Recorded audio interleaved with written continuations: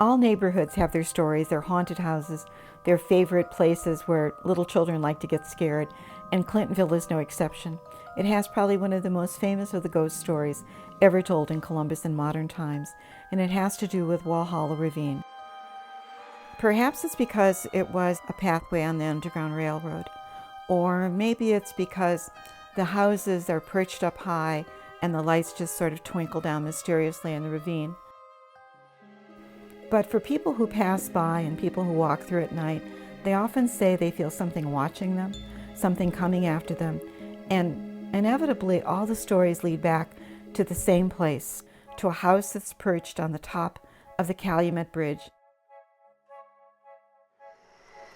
There are legends of a man who comes home, Mr. Mooney, from working at Ohio State University, and he's taken the streetcar up High Street and gotten off at the bottom of the ravine and making the long walk up the hill to his house, which was peaked over the top of the Calumet Bridge.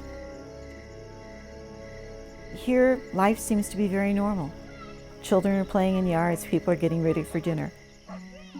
But something goes very wrong in the Mooney house that night.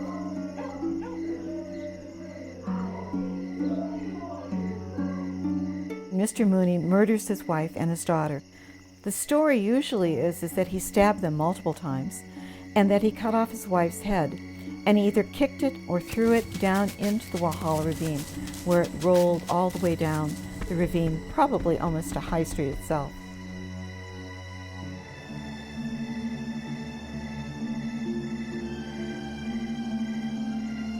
Mr. Mooney, in his grief, commits suicide and hangs himself off the Calumet Bridge.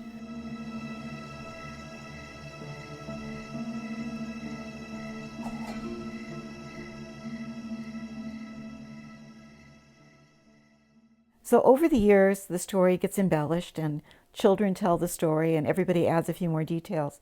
And every year there's some little expeditionary force of children that go off to find out if the story's true, if the ghost is there. But the stories seem to kind of be frozen in time by the 1980s with the very final version that's ever told. Two young boys trudge up the ravine to see what they're going to see. And they walk up the ravine to the bottom of the Calumet Bridge and look up on the hill where they're hoping to see the Mooney Mansion with the blue light in the attic, which supposedly glows whenever there is some ghostly activity going on.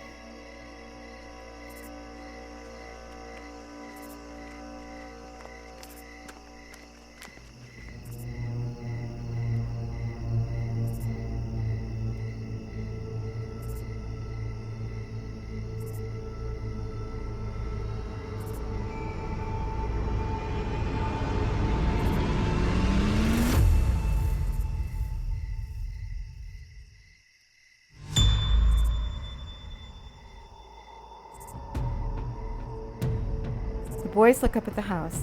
They're startled, and then they hear a rustling. They hear something in the bushes, something getting louder and louder, something that's kind of rolling just right toward them.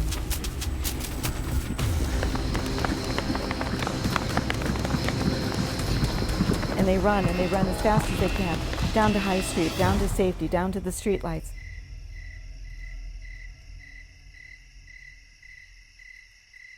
When the one boy turns around, his friend isn't there. He's gone, he's vanished, never to be seen again.